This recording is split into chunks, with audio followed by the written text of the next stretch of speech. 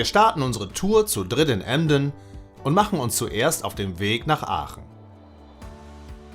Hier holen wir Ole, den Sohn von Hans-Jürgen, ab, der uns begleitet, da unser Micha diesmal leider nicht dabei sein kann. Zur Zwischenübernachtung fahren wir dann das AP-Hotel in Viernheim an. Nach dem Einchecken gibt es dann zum Abschluss des Tages die ersten Gin Tonics.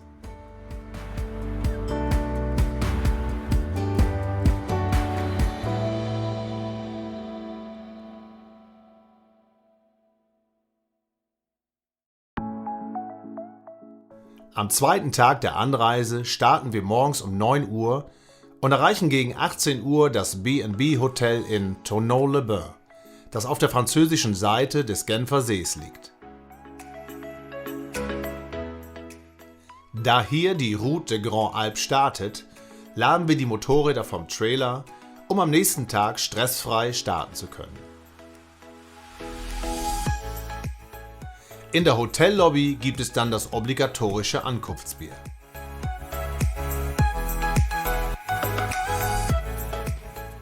Danach laufen wir zum nahegelegenen Genfer See.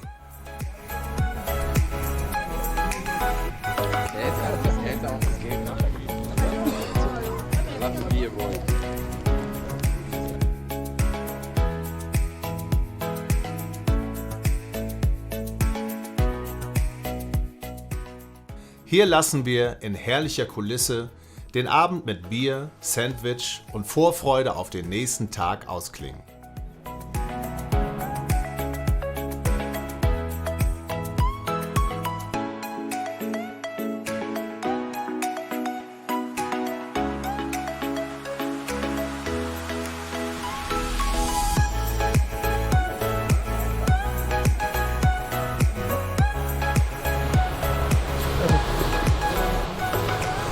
Und wie ist es? Da kannst du so reinlaufen. Ja denn? Du bist herzlich eingeladen, da reinzulaufen.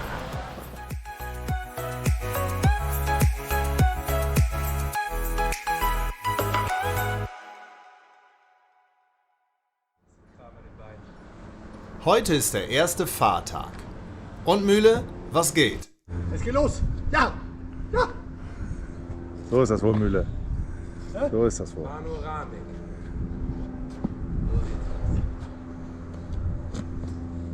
Genau. Junge Menschen darf man auch filmen, wenn sie sich außen anziehen. Bei alten Menschen wird das was anderes.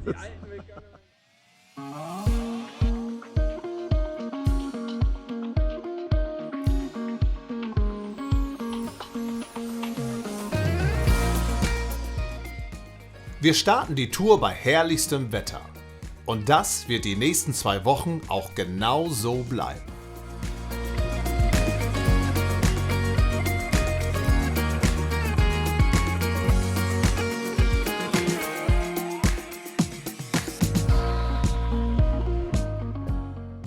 Die ersten 50 Kilometer bis Klüse ist reger Verkehr.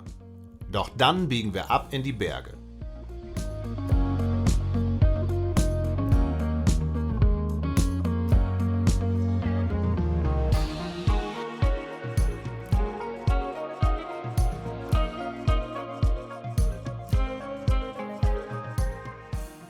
Hier bekommen wir einen ersten Eindruck davon, was uns die nächsten Tage erwartet.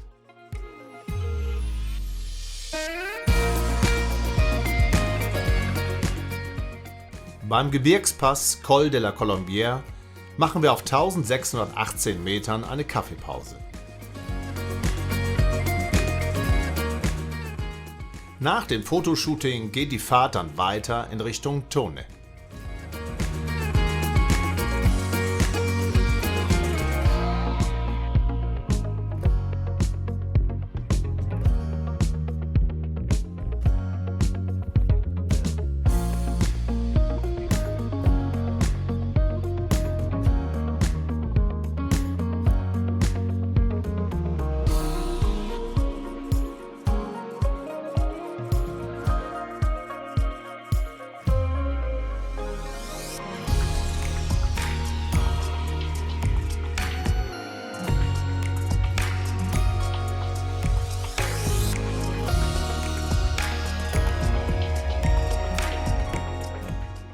Nachdem wir die Gebirgspässe Col de Aravis und Col de Sées befahren haben, erreichen wir in Arèche in der Region Beaufort das Hotel Les Incollets.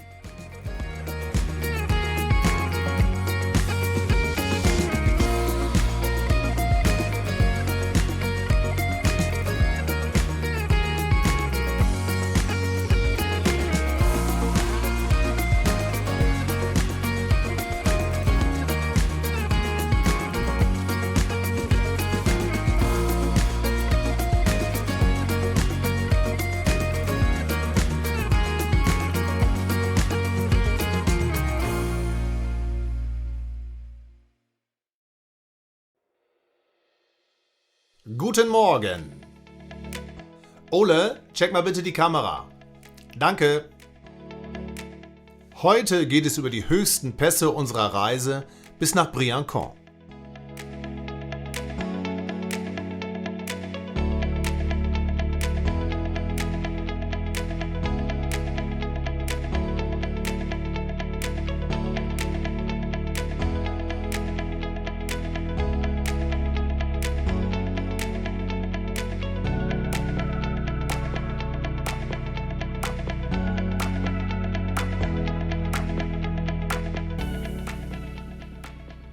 Kurzer Zwischenstopp. Nicht, weil wir nicht mehr können, sondern deswegen.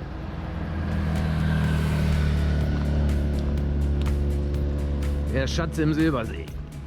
Oder was auch immer. Ja, genauer gesagt ist es die Rousselon-Talsperre im Beaufortain-Gebirge. Und auch hier kann man sich herrlich über mittelmäßiges Kamerazubehör aufregen. Wie? Unsinn. Wegschmeißen. Blödsinn. Ich finde, dass sowas auch mal, solche Ausbrüche auch mal festgehalten werden auf Video. Verdammte Scheiße! Auch mal weg. Und das in dieser idyllischen Landschaft.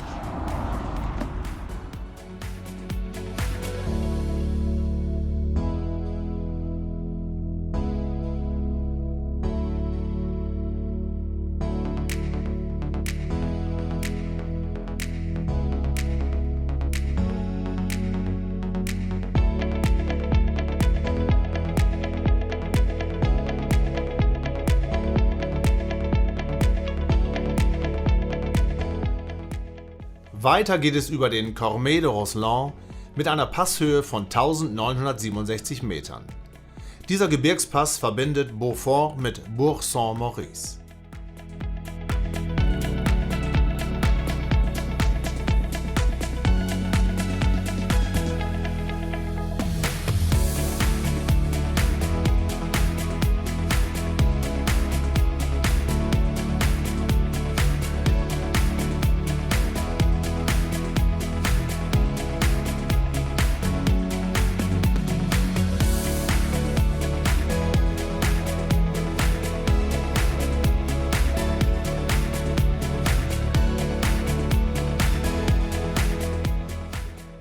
Wir fahren über Bourg-Saint-Maurice und Sées und machen eine kurze Pause an der Tinée-Talsperre des Lac du Chevril. Die Staumauer galt zur Zeit ihrer Errichtung 1952 mit 180 Metern Höhe als die größte Bogenstaumauer Europas. Im aufgestauten See verschwand das alte Dorf Tinée. Nach Val d'Isère, bekannt durch den Wintersport, geht es weiter in Richtung des höchsten überfahrbaren Gebirgspasses der Alpen, den Col de l'Iseran.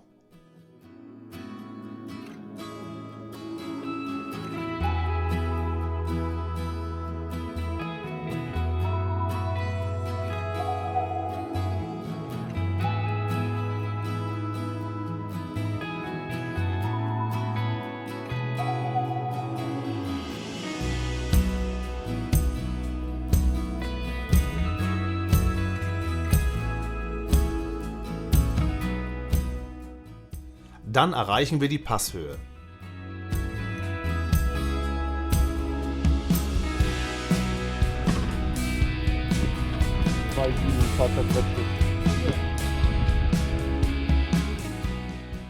Auf 2770 Metern Höhe gibt es dann ein kleines Buffet am Krat.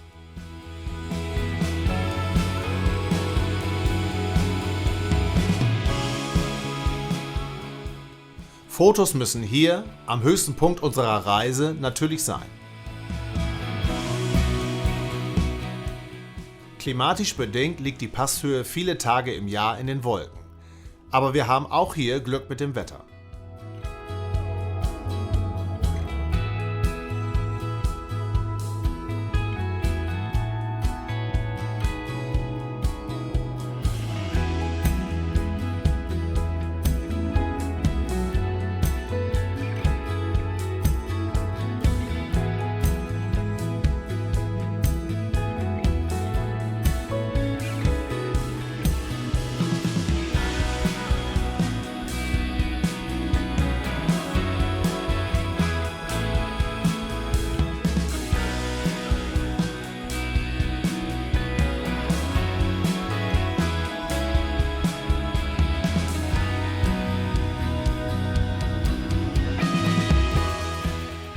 Nach dieser sehr schönen Strecke beschließen wir während einer kurzen Pause, einen Abstecher zu einem Badesee zu machen.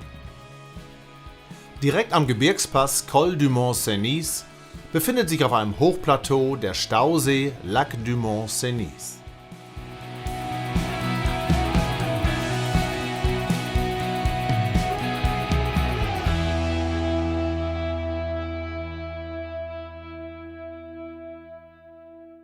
So, das ist jetzt die Umsetzung der völlig schwachsinnigen Haag-Idee, einen Badesee zu suchen. Kann auch sein, dass es eine schwachsinnige Mühle-Idee war, aber was spielt das für eine Rolle?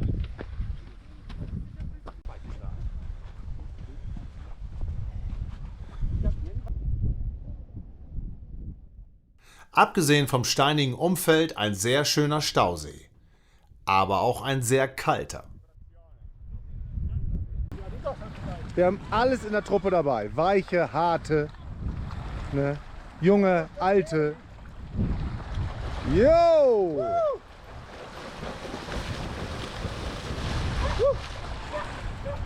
Bühnenlu ist mein großes Vorbild. Sie haben es doch gewagt. Sie haben es doch gewagt. Oh, Scheiße. Wie war der Kommentar nochmal für die Kamera? Die Kamera? Oh, Scheiße. Oh, Scheiße.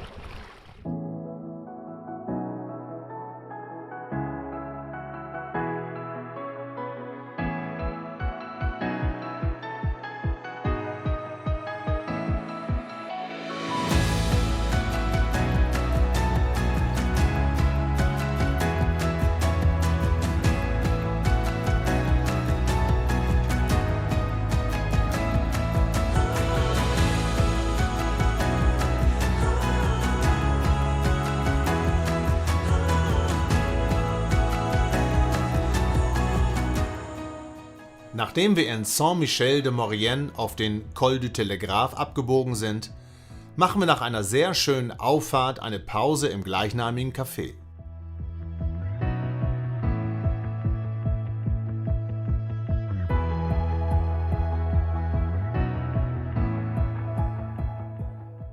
Danach geht es rauf zum Col du Galabier.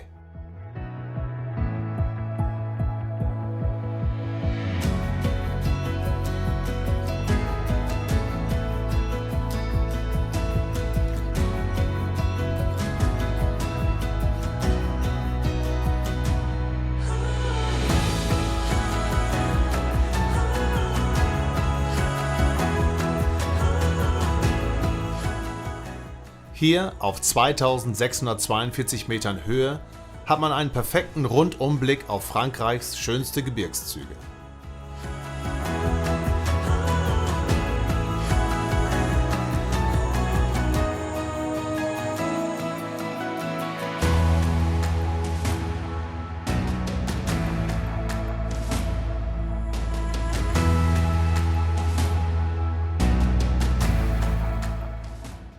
Außerdem haben wir einen guten Ausblick auf das Kurven-Eldorado, das uns gleich noch erwartet.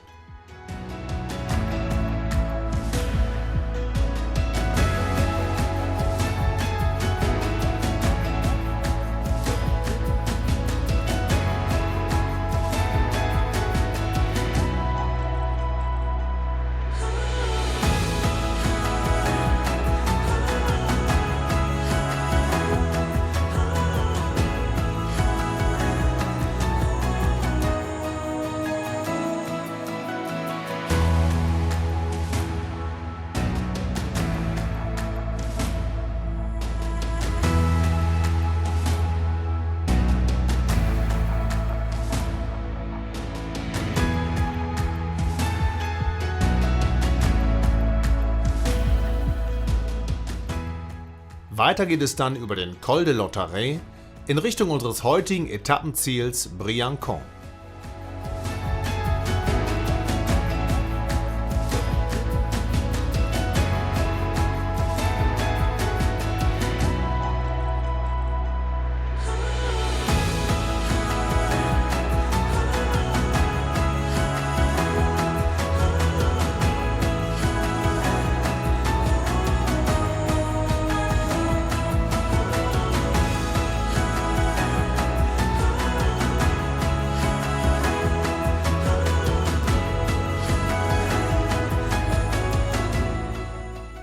Wir checken im Hotel de Paris in Briançon ein.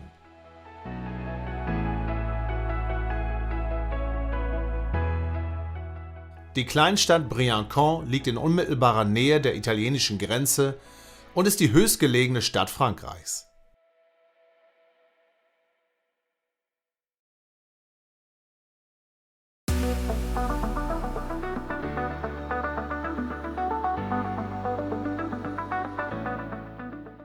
Für heute haben wir eine 238 Kilometer lange Rundtour geplant. Bei wieder mal herrlichstem Wetter geht es nochmal über den Col de Galibier und den Col de Telegraphe in Richtung Saint-Jean-de-Maurienne.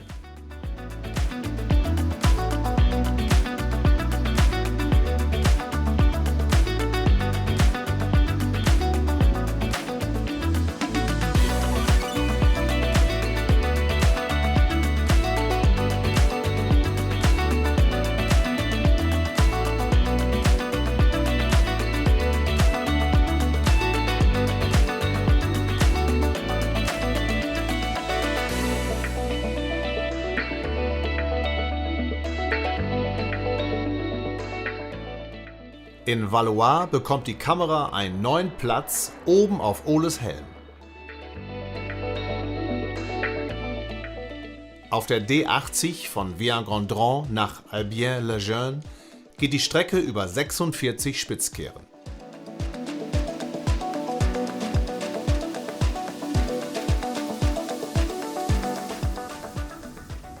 Nach endlosen Serpentinen und Kehrtwenden findet man mitten im Wald ein Motorradbuffet.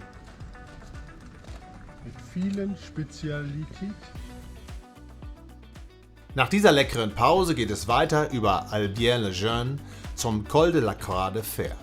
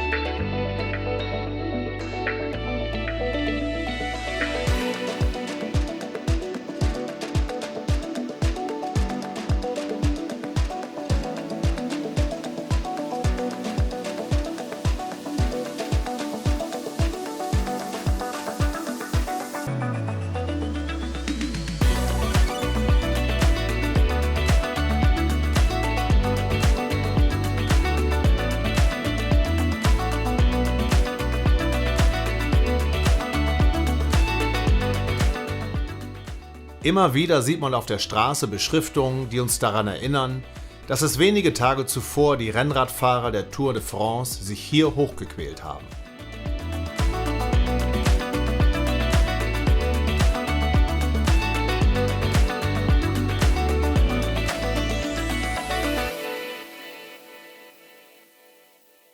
Fällt dir noch irgendwas Sinnvolles ein jetzt zum Schluss dieses Filmabschnitts? Herrliche Strecke. Ja, genau so ist das. Guck uns mal um.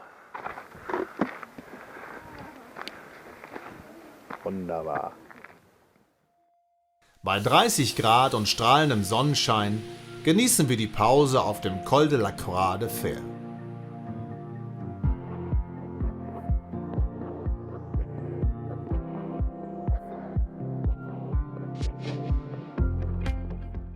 Nach der Pause geht es auf der D526 weiter über Les Vernets bis nach Alpe d'Huez.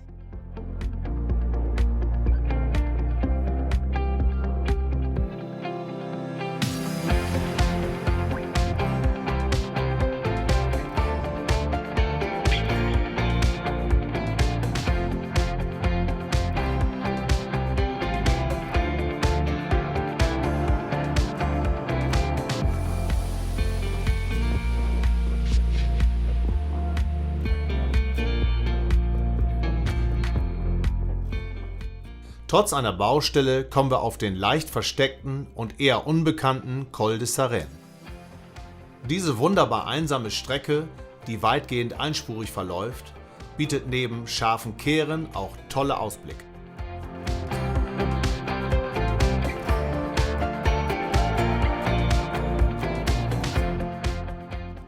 Bei Misuin machen wir eine Rast am Lac du Chambon, um hier ein erfrischendes Bad zu nehmen.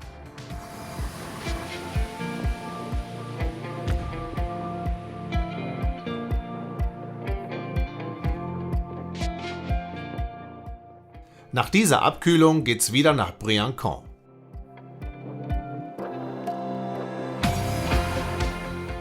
Hier schauen wir uns die Altstadt und die Stadtfestung an, die seit 2008 zum UNESCO-Weltkulturerbe gehört.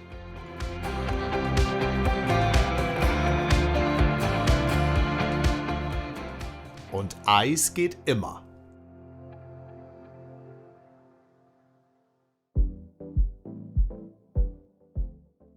Die heutige Tagestour geht von Briançon nach Barcelonnette.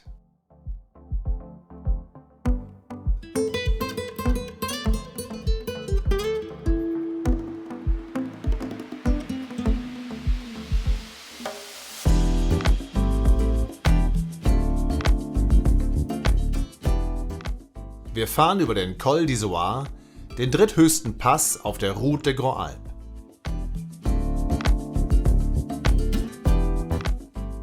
Auf der Passhöhe wird zwar gerade gebaut, aber wir machen trotzdem eine kurze Rast und ein Erinnerungsfoto.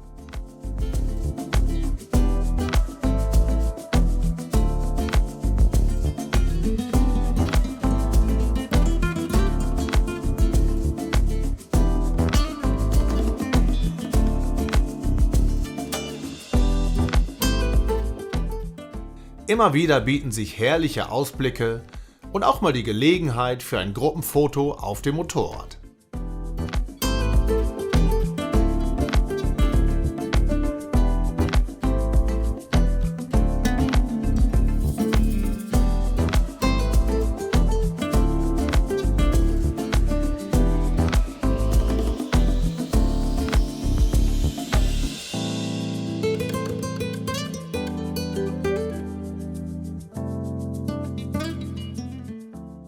Weiter geht es über kurvige Strecken in Richtung Guillestre.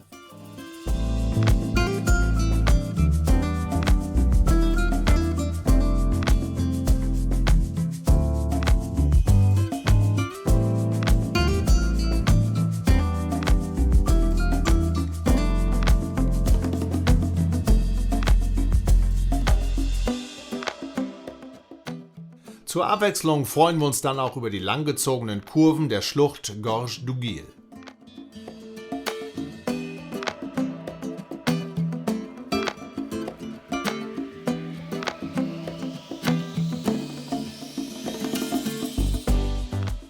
Dann geht's über den Col de Vars in Richtung Jauziers.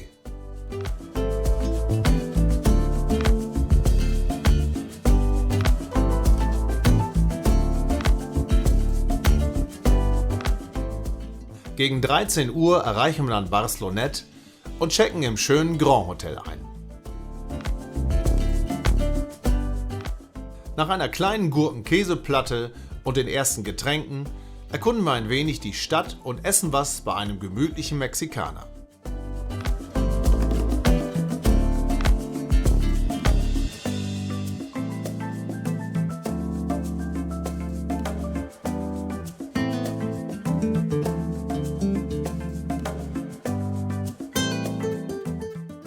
Naja, und Eis geht eben immer.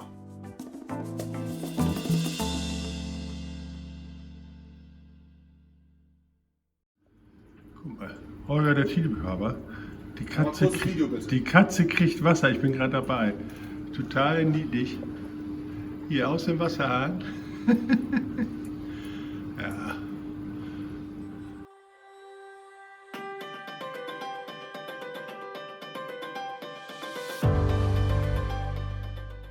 Auch heute machen wir wieder eine Rundtour und starten in Richtung Süden.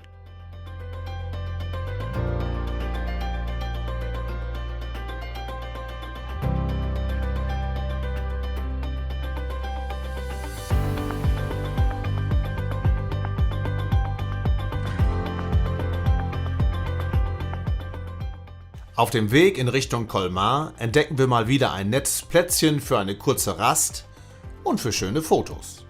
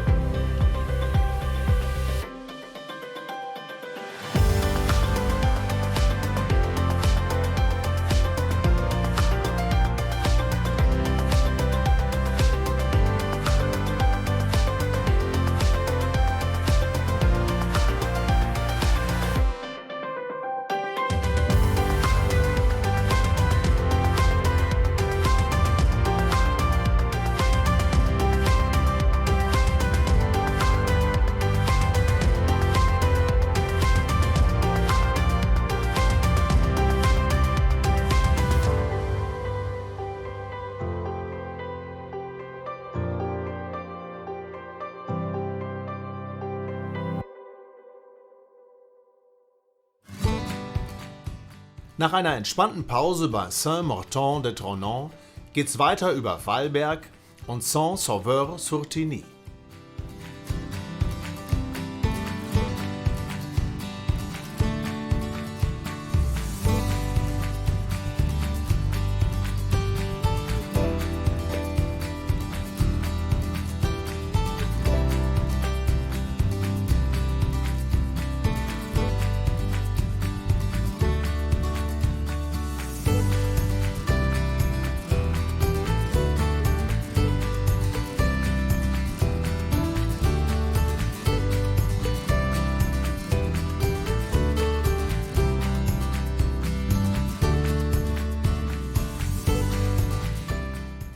Wieder auf dem Weg nach Norden befahren wir den Gebirgspass Col de la Bonnette.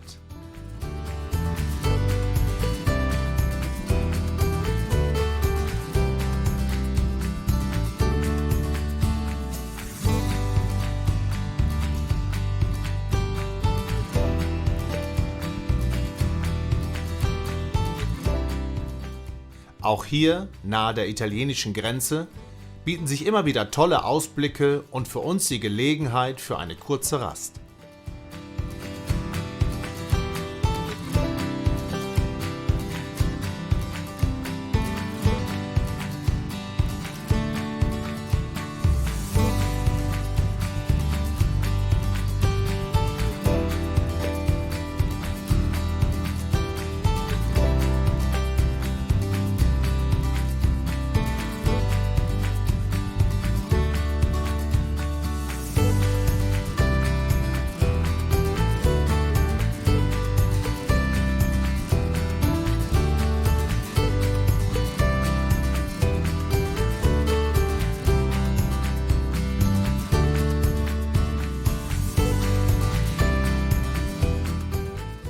Auf 2270 Metern Höhe befindet sich das seit den 1950er Jahren verlassene Militärcamp Camp de Fourche.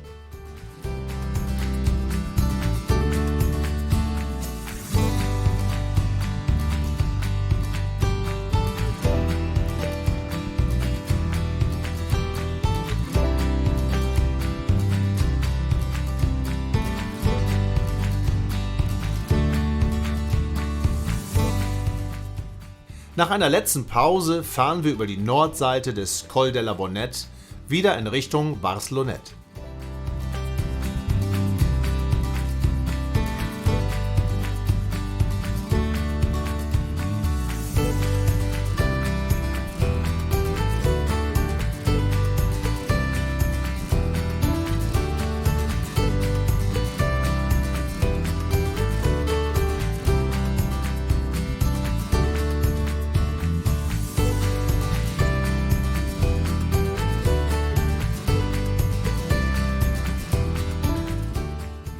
Wieder angekommen in Bar-Slonettes genießen wir abends noch die französische Küche und Live-Musik auf dem Platz vor unserem Hotel.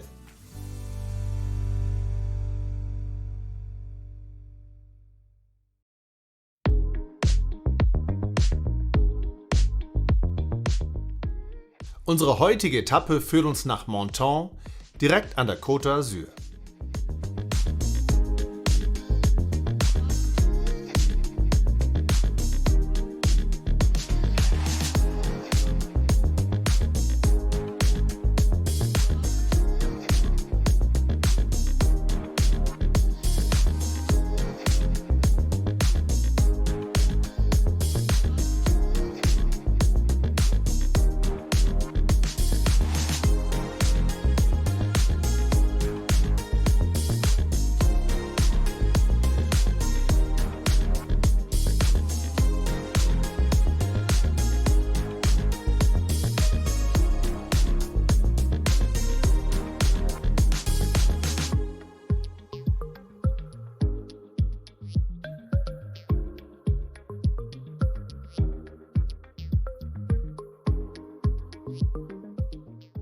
Auf der Route Grand Alpe geht es weiter in Richtung Süden über den Col de la Cayolle nach Guyons.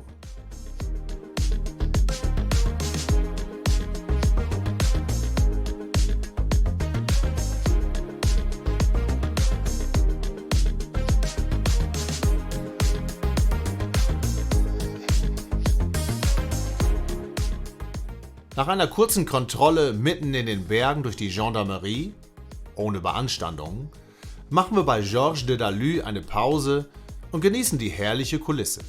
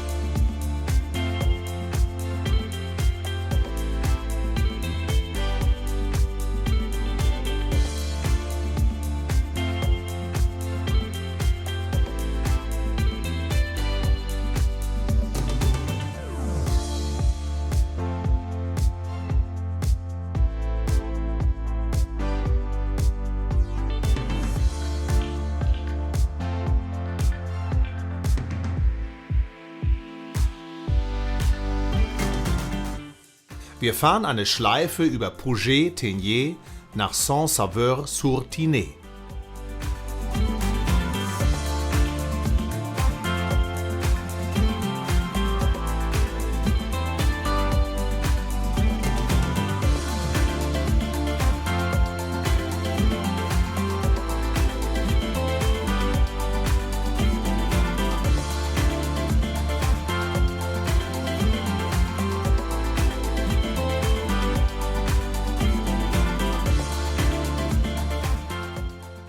Weiter geht's über Saint-Martin-Vésubie, wo 2 Jahre zuvor ein verheerendes Hochwasser sehr große und jetzt noch sichtbare Schäden angerichtet hat.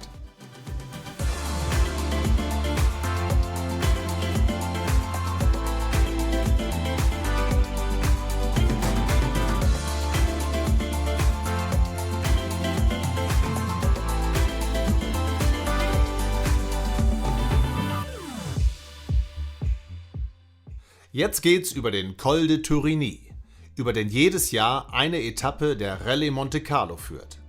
Sie wird als Nacht der langen Messer bezeichnet.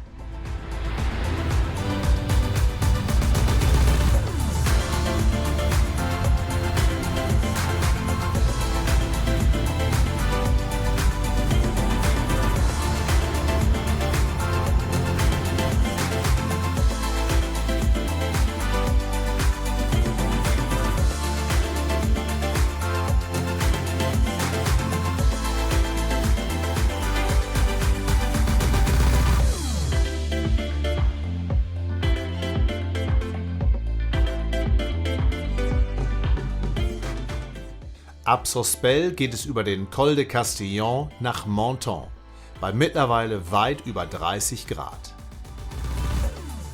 Wir parken die Motorräder an der Straße und beziehen unser eisig heruntergekühltes Appartement mit Meerblick.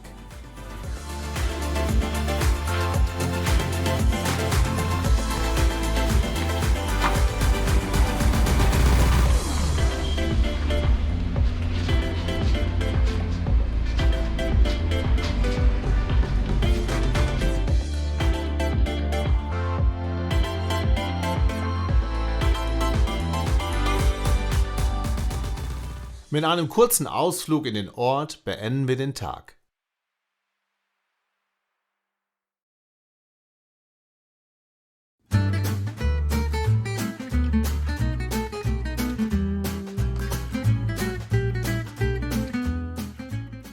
Nach einem gemeinsamen Frühstück machen sich Holgi und Mühle auf, die Altstadt von Menton zu erkunden.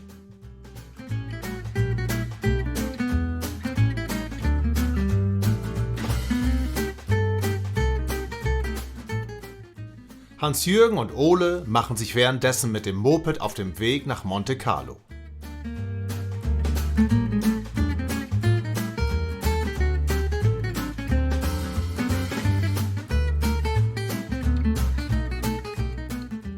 Die Nichtfahrer dürfen tagsüber in Menton schon Bier trinken, während Vater und Sohn eine schöne Rundtour bis nach Italien machen. Die Strecke führt über Sospel und Bray-sur-Royat bis nach Olivetta San Michele in Italien.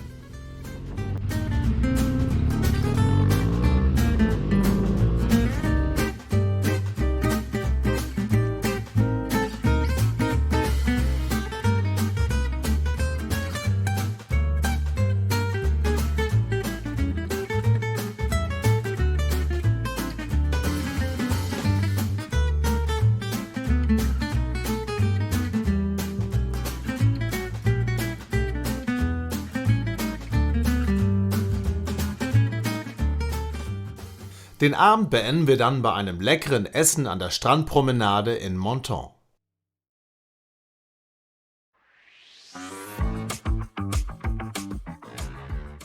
Nachdem wir unseren zweiten Tag in Menton mit einem Frühstück in der Boulangerie Jean-Luc Pellet begonnen haben, starten wir, leicht bekleidet, unseren Tagesausflug über Monte Carlo nach Nizza.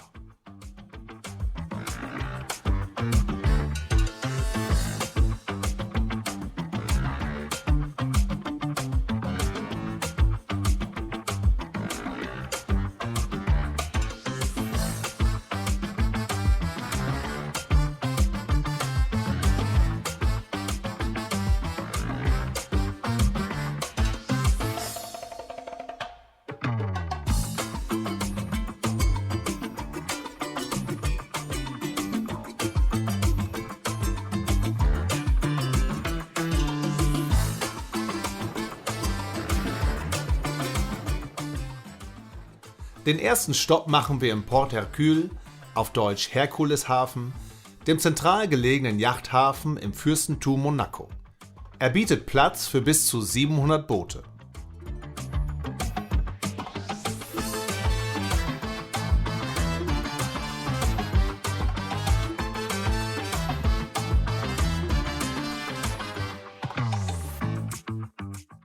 Weiter geht's in Richtung Nizza.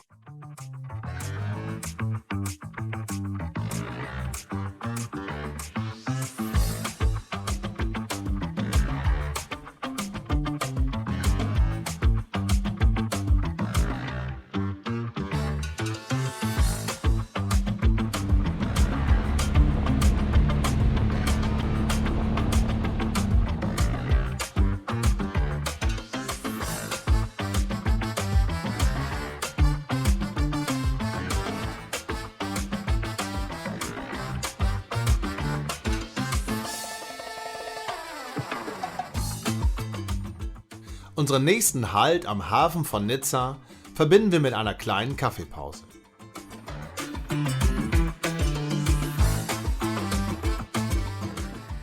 Dann geht es wieder entlang der Côte d'Azur zurück nach Menton.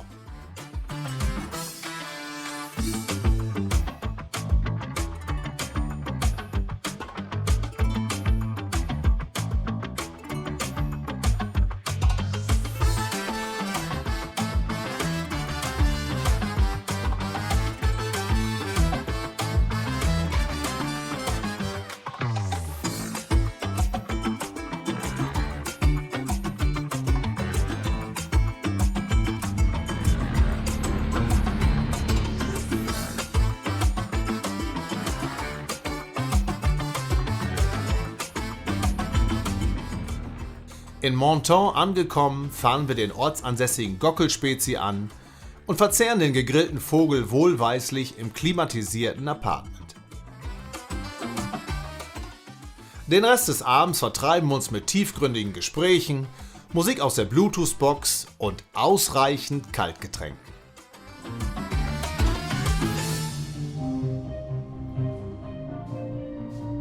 Ich möchte diesen Müßiggang mal dokumentieren hier.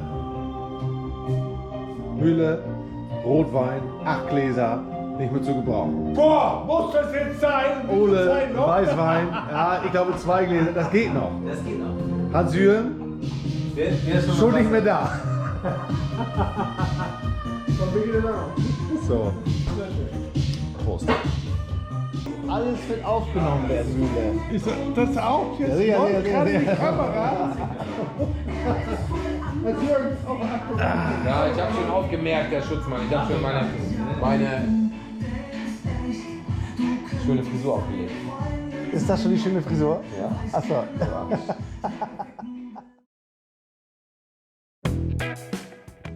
Unsere heutige Etappe geht von Menton in Richtung Westen über Nizza und Grasse entlang der Schlucht von Verdun nach Moustiers-Sainte-Marie. Nachdem die ersten 80 Kilometer aufgrund der hohen Verkehrsdichte etwas nervig waren, geht es ab Grasse auf sehr schönen Strecken weiter in Richtung Draguignan.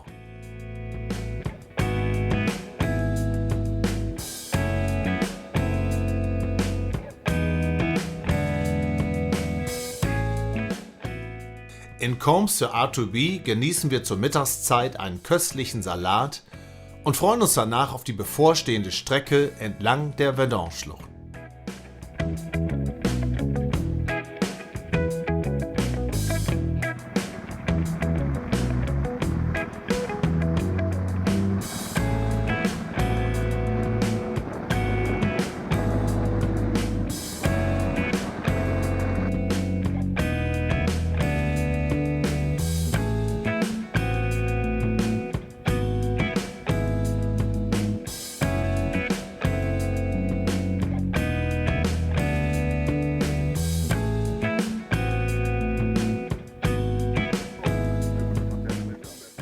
An einer kleinen Parkbucht nutzen wir die Gelegenheit für ein Gruppenfoto und die Aussicht auf die Schlucht.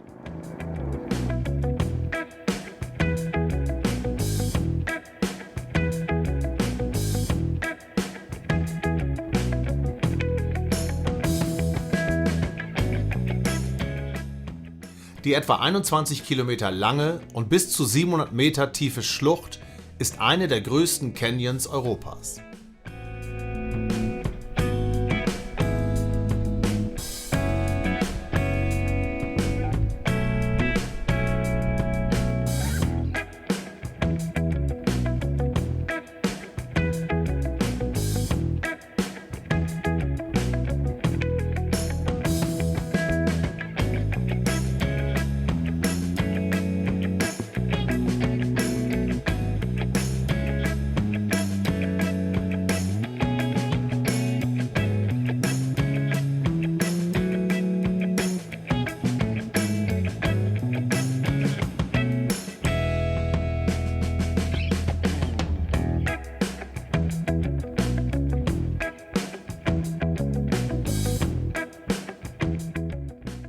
Am Ende der herrlichen Strecke entlang der Schlucht sehen wir schon den Lac de Sainte-Croix. Dieser große Stausee wird hauptsächlich vom Fluss Verdun gespeist, der am westlichen Ende der Verdun-Schlucht unmittelbar in den See fließt.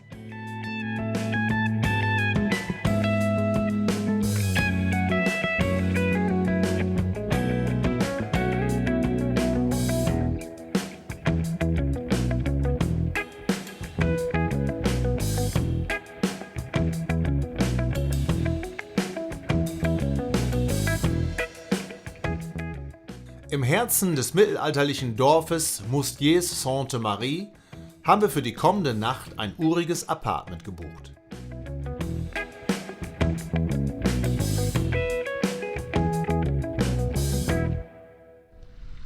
Ja, liebe Freunde, das ist der Blick von unserem heutigen Hotel.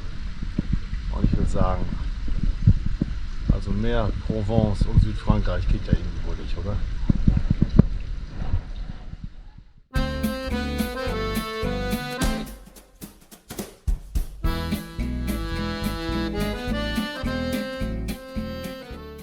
Ja, die Landschaft und das Wetter sind wirklich traumhaft. Aber ein wenig Abkühlung wäre jetzt auch sehr schön. Also beziehen wir unser Appartement und machen uns dann, entsprechend gekleidet, auf dem Weg zum See.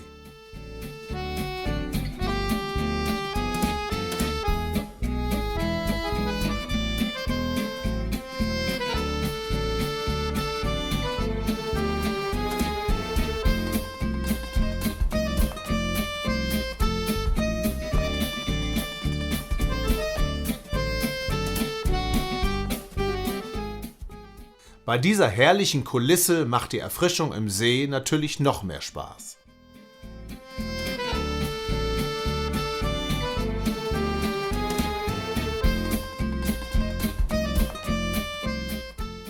Das Abendessen genießen wir auf der Panoramaterrasse unseres Hotelrestaurants mit einem herrlichen Blick auf das Moustiers-Tal.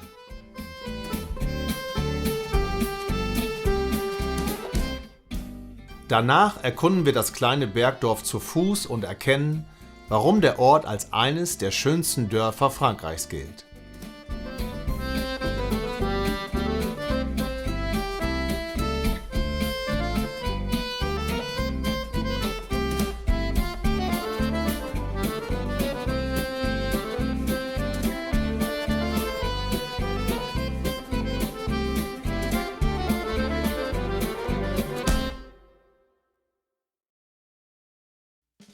Wir starten heute zeitig in Moustiers-Sainte-Marie, fahren entlang der Nordseite der Verdun-Schlucht, dann über Montbrun-les-Bains bis nach Saint-André-de-Rozan.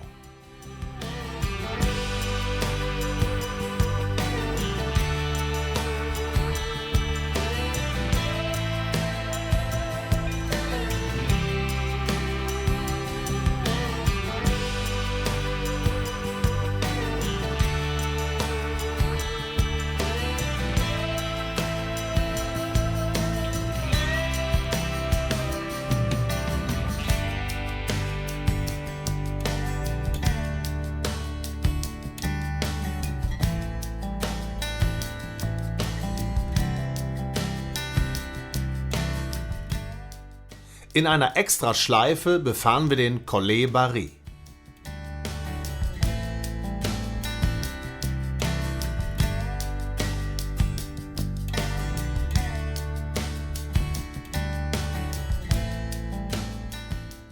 Durch diesen Abstecher bieten sich uns nochmal besonders spektakuläre Aussichten auf die Schlucht von Verdun.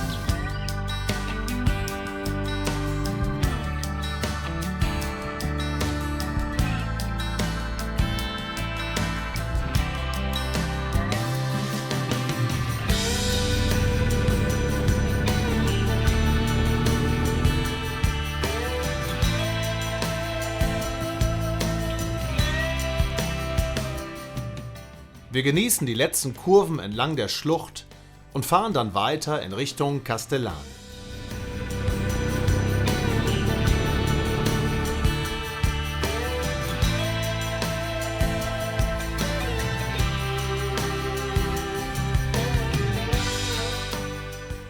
Immer häufiger sehen wir entlang der Strecke Felder mit blühendem Lavendel.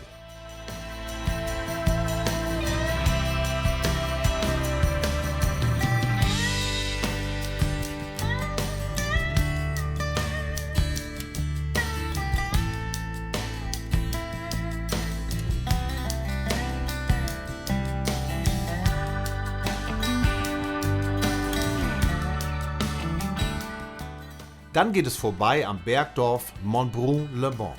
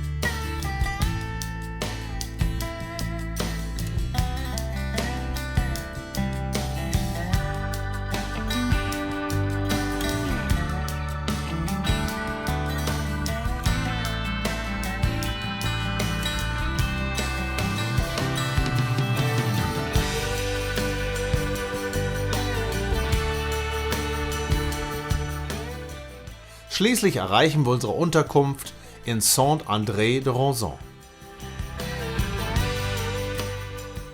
Wir werden von unserem Gastgeber Sahim herzlich empfangen und beziehen die geschmackvoll eingerichteten Zimmer.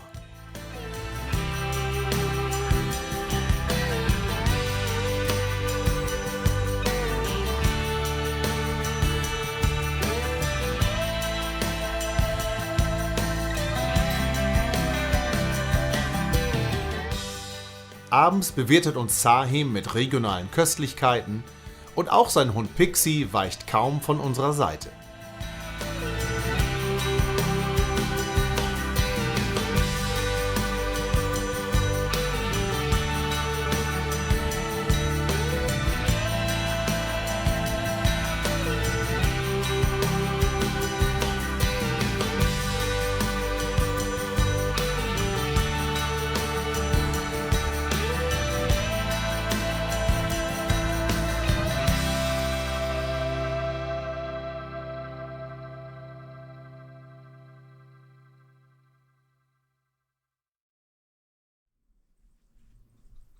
So, liebe Freunde, hier durften wir also eine Nacht verbringen.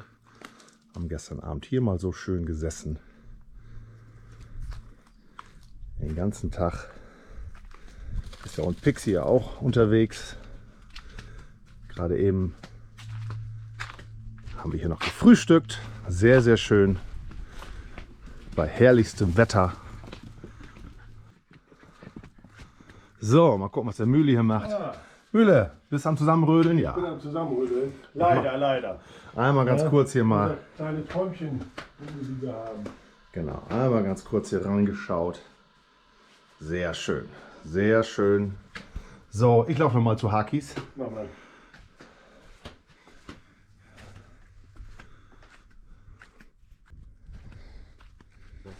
Es gibt Menschen, die machen es einfach richtig. Ich dachte, Stets bemüht. so, und hier hat die Familie Haag die Nacht verbracht. Schauen wir auch noch mal kurz rein. Ja, ich würde sagen, hier kann man es auch aushalten. So, Freunde, jetzt rütteln wir an und dann geht die Tour gleich wieder weiter, wenn der Haag sich ausgesonnt hat. Ganz schön warm.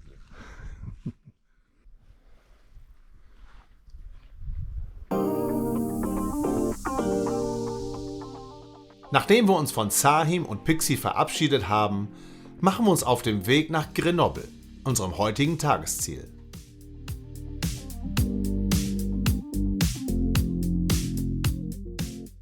Gewohnt kurvig geht es zunächst in Richtung Serre.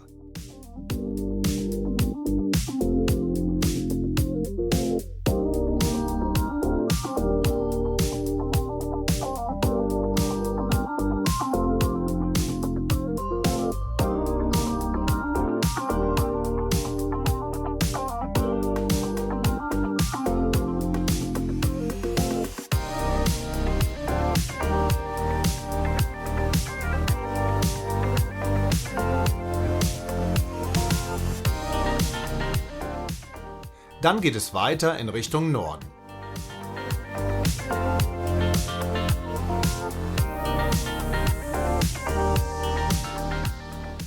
Nach einer abwechslungsreichen Strecke, sowohl mit Serpentinen als auch langen und schnellen Passagen, machen wir in La Chapelle-en-Vercors eine kurze Pause bei Cola und einem kleinen Snack.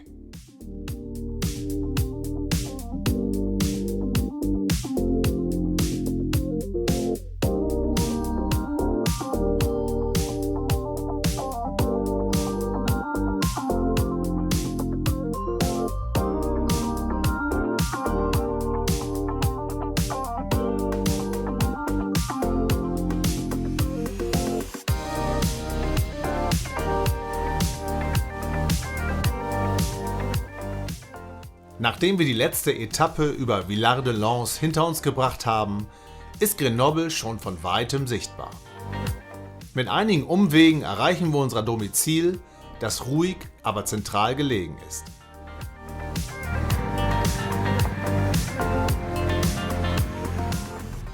Den Innenhof nutzen wir gerne, um unsere Motorräder sicher und schattig zu parken. Am Abend grillen wir auf unserer Terrasse und beenden den Tag bei Bier, Chips und Stadtland Fluss.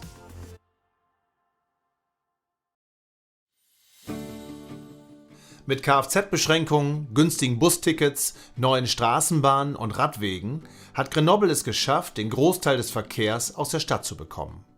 Die herrliche Kulisse von Grenoble, und man glaubt es kaum, da kommt Mühle mit dem E-Roller an.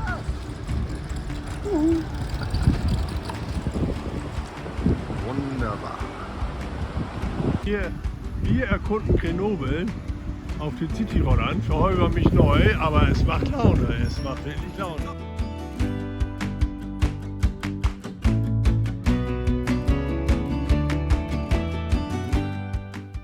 Während Holgi und Mühle sich heute die Zeit in Grenoble vertreiben, nutzen Hans-Jürgen und Ole die wahrscheinlich letzte Chance dieser Tour auf ausgiebige Kurvenfreuden. Die große Runde führt zunächst hauptsächlich über die am Vortag gefahrene Strecke bis nach Sainte-Croix.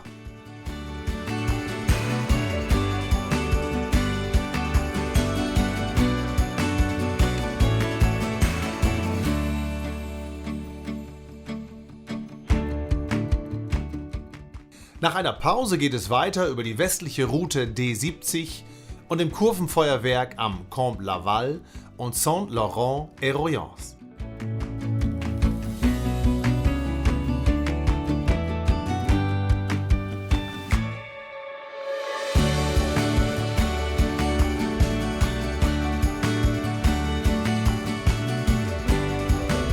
So, der Ole ist nicht übermäßig müde. Wir haben noch 73%. Und wir sind in... Keine Ahnung, muss ich gleich gucken.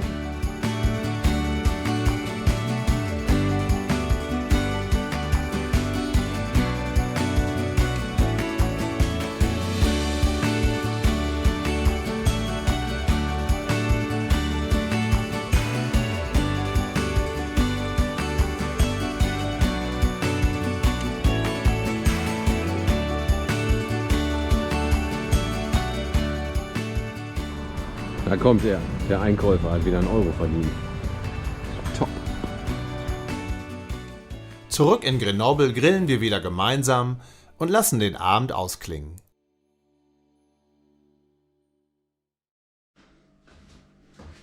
Nee, na.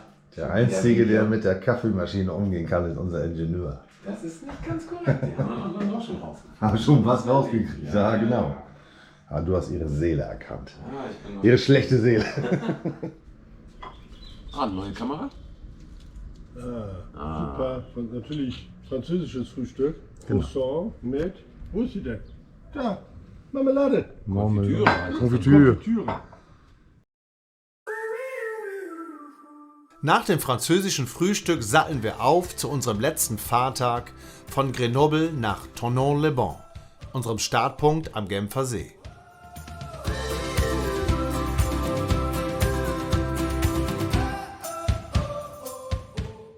Die erste Etappe führt uns durch die Savoyens in Richtung Chambéry.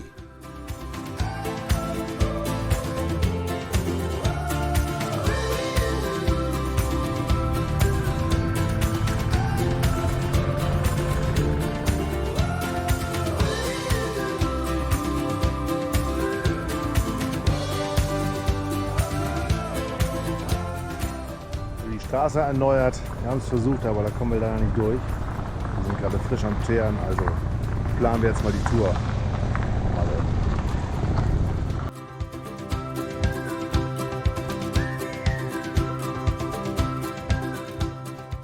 Aufgrund der Straßenbauarbeiten sind wir leider gezwungen, die geplante Route zu verlassen und erreichen Chambéry somit auf eher geraden Strecken.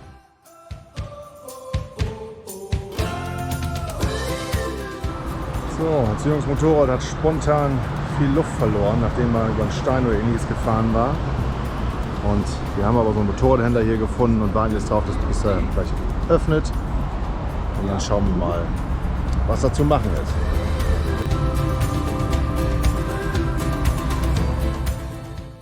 Anscheinend hatte sich Hans-Jürgen beim Passieren einer Baustelle einen Nagel in den Reifen gefahren. Zum Glück war eine Reparatur möglich und nach circa 2 Stunden ging es, mit zwischendrin besorgten Burgern im Magen, weiter.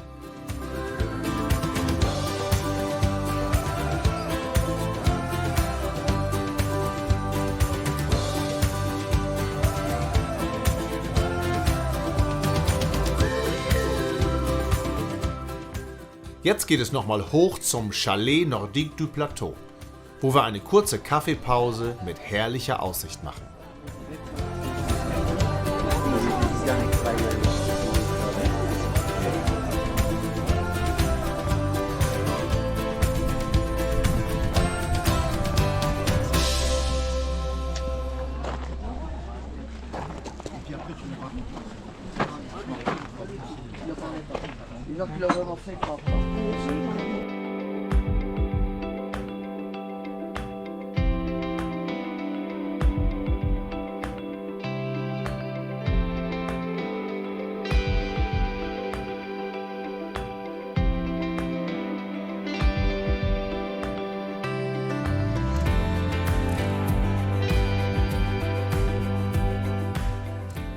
Wir durchfahren das sehr schöne, am gleichnamigen See gelegene Annecy.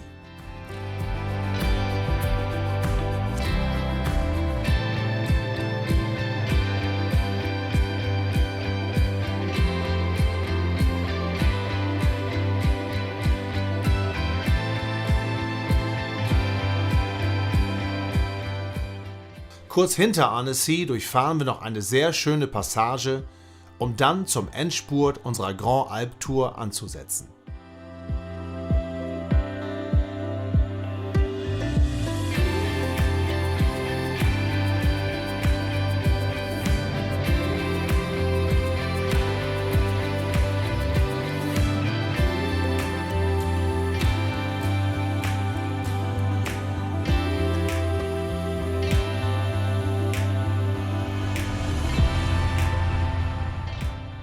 Dann erreichen wir unser Hotel in Thonon-les-Bains und gönnen uns das traditionelle Ankunftsbier, bevor wir die Mopeds auf den Trailer laden.